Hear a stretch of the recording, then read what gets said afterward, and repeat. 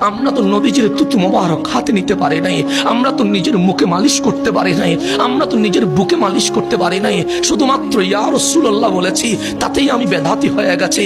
শুধুমাত্র নবীকে দাঁড়ায়া সালাম দিয়েছি, তাতেই আমাদের বন্ধু ফতোয়া দিয়েছে। তারা কি ওই বুখারীর হাদিসটা পড়ে নাই? হযরত উরওয়া বলে, রাসূল ওযু করতে লাগলেন, কানু ইয়াকতাতিলুনা, নবীজির সাহাবায়ে কেরাম আজকে আপনারা ভিড় করছেন মাহফিল শোনার জন্য। আর মদিনার মানুষ মাহফিল শুনতে যায় নাই, মদিনার মানুষ নবীর কুলির পানি নিতে গিয়েছে। আপনি কোথায় যাবেন বন্ধু? সাহাবায়ে কেরাম ইয়াকতাতিলুনা, নবীর ওযুর পানি নেওয়ার জন্য প্রতিযোগিতা করছে। আমি কুলি করলে কে নেবে? কিন্তু রাসূল কুলি করছে। সাহাবায়ে কেরাম বলেন, নবীরে আপনারে পেয়ে আমরা ধন্য হয়েছি, আমরা আপনার কুলির পানি নিব। আমার নবী নাকে পানি দিলেন, সাহাবায়ে কেরাম নাকের পানিগুলো নিয়ে নিলেন। আমার নবী কদম মোবারক দ্রুত করলেন, সাহাবায়ে কেরাম নিয়ে নিলেন। হযরত উরওয়া